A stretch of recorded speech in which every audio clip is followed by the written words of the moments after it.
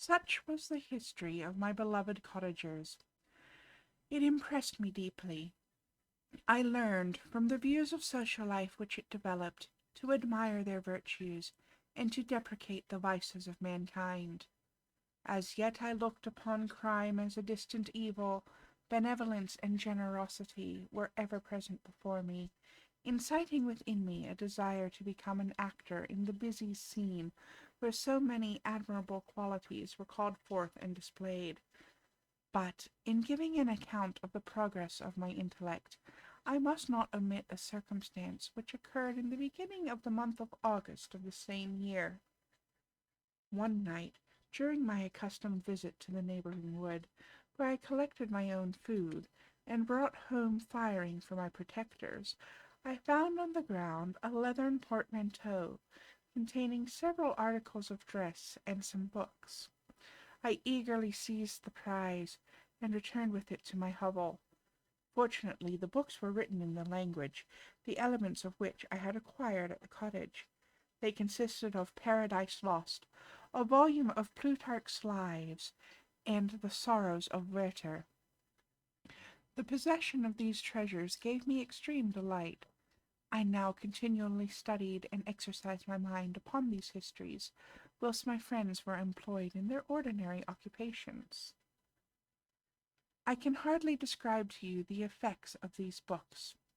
They produced in me an infinity of new images and feelings that sometimes raised me to ecstasy, but more frequently sunk me into the lowest dejection. In the Sorrows of Werther, besides the interest of its simple and affecting story, so many opinions are canvassed, and so many lights thrown upon what had hitherto been to me obscure subjects, that I found it in a never-ending source of speculation and astonishment.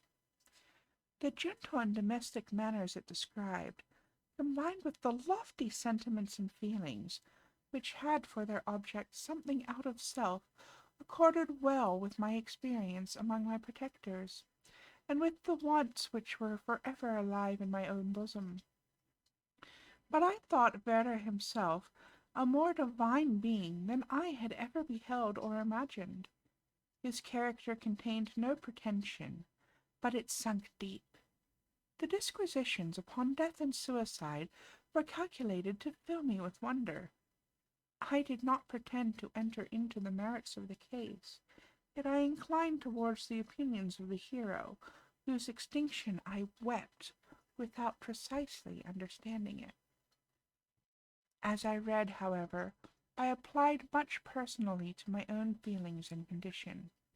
I found myself similar, yet at the same time strangely unlike to the beings concerning whom I read, and to whose conversation I was a listener. I sympathized with, and partly understood them, but I was unformed in mind. I was dependent on none, and related to none.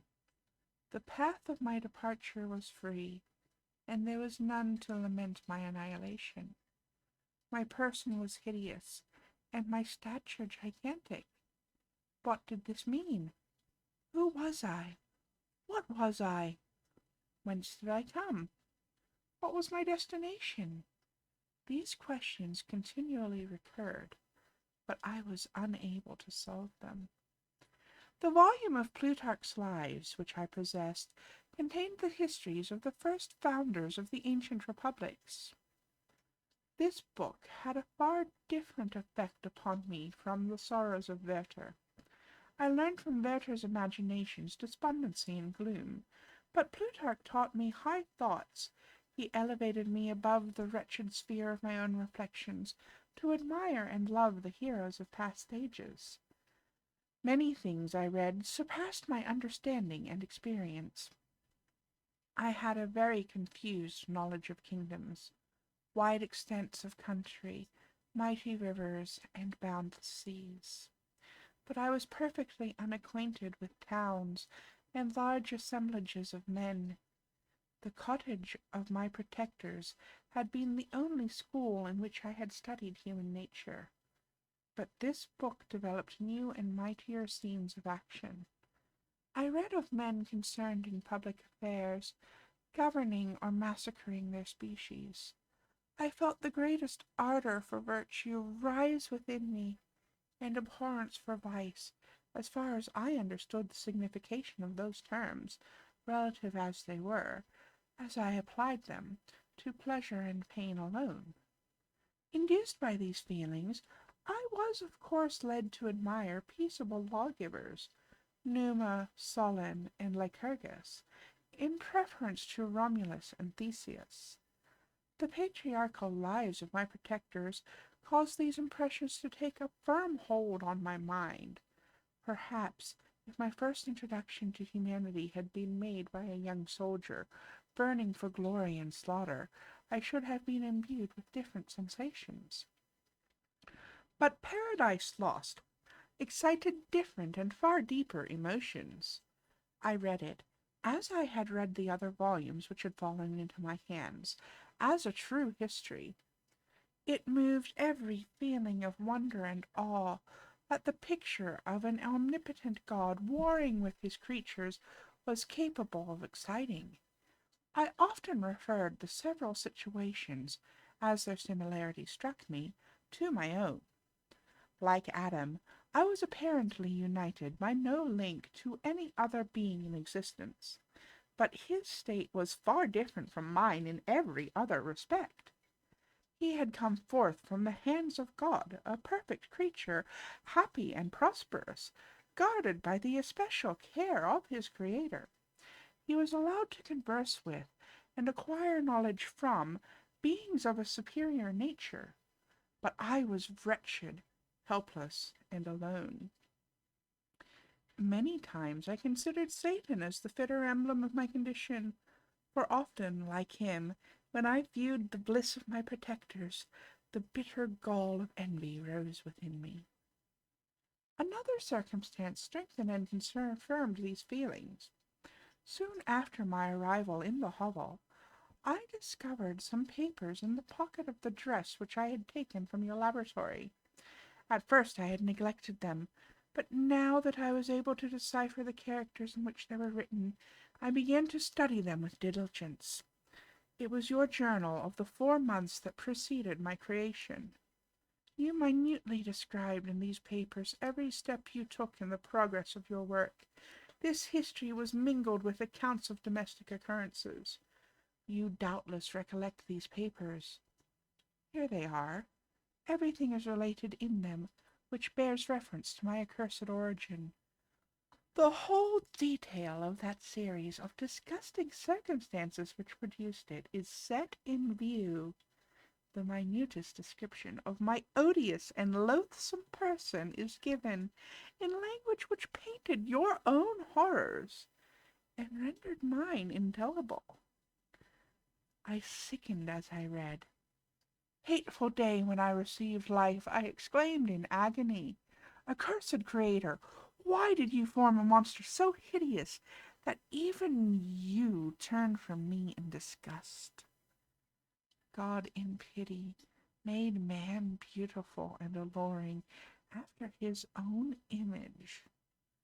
But my form is a filthy type of yours, more horrid even from the very resemblance. Satan had his companions, fellow devils, to admire and encourage him, but I am solitary and abhorred.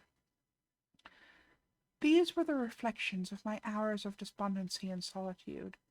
But when I contemplated the virtues of the cottagers, their amiable and benevolent dispositions, I persuaded myself that when they should become acquainted with my admiration of their virtues, they would compassionate me and overlook my personal deformity. Would they turn from their door one, however monstrous, who solicited their compassion and friendship? I resolved, at least, not to despair, but in every way to fit myself for an interview with them, which would decide my fate. I postponed this attempt for some months longer, for the importance attached to its success inspired me with a dread lest I should fail. Besides, I found that my understanding improved so much with every day's experience that I was unwilling to commence this undertaking until a few more months should have added to my sagacity. Several changes in the meantime took place in the cottage. The presence of Safie diffused happiness among its inhabitants, and I also found that a greater degree of plenty reigned there. Felix and Agatha spent more time in amusement and conversation, and were assisted in their labors by servants. They did not appear rich, but they were contented and happy. Their feelings were serene and peaceful, while mine became every day more tumultuous. Increase of knowledge only discovered to me more clearly what a wretched outcast I was. I cherished hope, it is true, but it vanished when I beheld my person reflected in water, or my shadow in the moonshine, even as that frail image and that inconstant shade. I endeavored to crush these fears, and to fortify myself for the trial which in a few months I resolved to undergo. And sometimes I allowed my thoughts, unchecked by reason, to ramble in the fields of paradise, and dared to fancy amiable and lovely creatures sympathizing with my feelings and cheering my gloom. Their angelic countenances breathed smiles of consolation. But it was all a dream. No Eve soothed my sorrows, nor shared my thoughts. I was alone. I remembered Adam's supplications to his Creator. But where was mine? He had abandoned me, and, in the bitterness of my heart, I cursed him. Autumn passed thus. I saw, with surprise and grief, the leaves decay and fall, and nature again assumed the barren and bleak appearance it had worn when I first beheld the woods and the lovely moon. Yet I did not heed the bleakness of the weather. I was better fitted by my conformation for the endurance of cold than heat. But my chief delights were the sight of the flowers, the birds, and all the gay apparel of summer. When those deserted me, I turned with more attention towards the cottagers. Their happiness was not decreased by the absence of summer. They loved and sympathized with one another, and their joys, depending on each other, were not interrupted by the casualties that took place around them. The more I saw of them, the greater became my desire to claim their protection and kindness. My heart yearned to be known and loved by these amiable creatures. To see their sweet looks directed towards me with affection was the utmost limit of my ambition. I dared not think that they would turn from me with disdain and horror. The poor that stopped at their door were never driven away. I asked, it is true, for greater treasures than a little food or rest. I required kindness and sympathy, but I did not believe myself utterly unworthy of it. The winter advanced, and an entire revolution of the seasons had taken place since I awoke into life. My attention at this time was solely directed towards my plan of introducing myself into the cottage of my protectors. I revolved many projects, but that on which I finally fixed was to enter the dwelling when the blind old man should be alone. I had sagacity enough to discover that the unnatural hideousness of my person was the chief object of horror with those who had formerly beheld me. My voice, although harsh, had nothing terrible in it. I thought, therefore, that if, in the absence of his children, I could gain the good-will and mediation of the old de Lacy, I might by his means be tolerated by my younger protectors. One day, when the sun shone on the red leaves that strewed the ground, and diffused cheerfulness, although it denied warmth, Safie, Agatha, and Felix departed on a long country walk, and the old man, at his own desire, was left alone in the cottage. When his children had departed, he took up his guitar, and played several mournful but sweet airs, more sweet and mournful than I had ever heard him play before. At first his countenance was illuminated with pleasure, but, as he continued, thoughtfulness and sadness succeeded, at length, Laying aside the instrument, he sat absorbed in reflection. My heart beat quick. This was the hour and moment of my trial, which would decide my hopes, or realize my fears. The servants were gone to a neighboring fair. All was silent in and around the cottage. It was an excellent opportunity. Yet, when I proceeded to execute my plan, my limbs failed me, and I sank to the ground. Again I rose, and, exerting all the firmness of which I was master, removed the planks which I had placed before my hovel to conceal my retreat. The fresh air revived me, and, with renewed determination, I approached the door of their cottage. I knocked. "Who's there?" said the old man. "Come in." I entered. "Pardon this intrusion," said I. "I am a traveler in want of a little rest. You would greatly oblige me if you would allow me to remain a few minutes before the fire." "Enter," said De Lacy, "and I will try in what manner I can to relieve your wants. But unfortunately my children are from home, and as I'm blind, I'm afraid I shall find it difficult to procure food for you." "Do not trouble yourself, my kind host. I have food. It is warmth and rest only that I need." I sat down, and a silence ensued. I knew that every minute was precious to me, yet I remained irresolute in what manner to commence the interview, when the old man addressed me. "By your language, stranger, I suppose you are my countryman. Are you French?" "No, but I was educated by a French family, and understand that language only. I'm now going to claim the protection of some friends whom I sincerely love, and of whose favor I have some hopes." "Are they Germans?" "No, they're French. But let us change the subject. I'm an unfortunate and deserted creature. I look around, and I have no relation or friend upon earth. These amiable people to whom I go have never seen me, and know little of me. I'm full of fears, for if I fail there, I am an outcast in a world forever." "Do not despair. To be friendless is indeed to be unfortunate, but the hearts of men, when unprejudiced by any obvious self-interest, are full of brotherly love and charity. Rely, therefore, on your hopes, and if these friends are good and amiable, do not despair." "And they are kind. They are the most excellent creatures in the world, but unfortunately they are prejudiced against me. I have good dispositions. My life has been hitherto harmless, and in some degree beneficial. But a fatal prejudice clouds their eyes, and where they ought to see a feeling and kind friend, they behold only a detestable monster." "That is indeed unfortunate. But if you are really blameless, cannot you undeceive them?"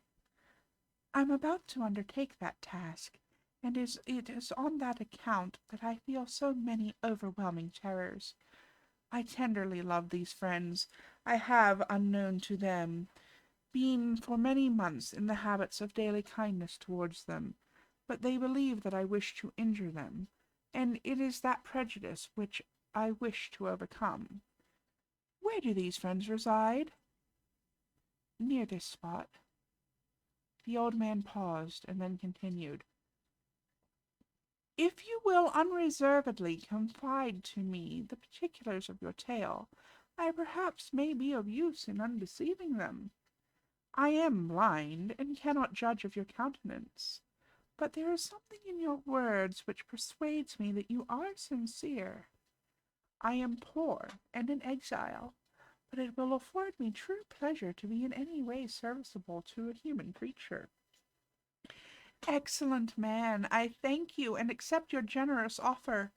You raise me from the dust by this kindness, and I trust that by your aid I shall not be driven from the society and sympathy of your fellow creatures." "Heaven forbid! Even if you were really criminal, for that can only drive you to desperation, and not instigate you to virtue. I also am unfortunate. I and my family have been condemned, although innocent. Judge, therefore, if I do not feel for your misfortunes. How can I thank you, my best and only benefactor? From your lips I have heard the voice of kindness directed toward me. I shall be forever grateful, and your present humanity assures me of success with those friends whom I am on the point of meeting. May I know the names and residence of those friends? I paused. This, I thought, was the moment of decision, which was to rob me of, or bestow happiness on me forever. I struggled vainly for firmness sufficient to answer him, but the effort destroyed all my remaining strength. I sank on the chair and sobbed aloud. At that moment I heard the steps of my younger protectors. I had not a moment to lose, but, seizing the hand of the old man, I cried, "Now is the time! Save and protect me! You and your family are the friends whom I seek. Do not you desert me in the hour of trial." "Great God!" exclaimed the old man. "Who are you?" At that instant the cottage door was opened, and Felix, Safie, and Agatha entered. Who can describe their horror and consternation on beholding me? Agatha fainted, and Safie, unable to attend her friend, rushed out of the cottage. Felix started forward, and with supernatural force tore me from his father, to whose knees I clung. In a transport of fury he dashed me to the ground, and struck me violently with a stick. I could have torn him limb from limb, as the lion rends the antelope, but my heart sunk within me as with bitter sickness, and I refrained. I saw him on the point of repeating his blow, when, overcome by pain and anguish, I quitted the cottage, and in the general tumult escaped unperceived to my hovel.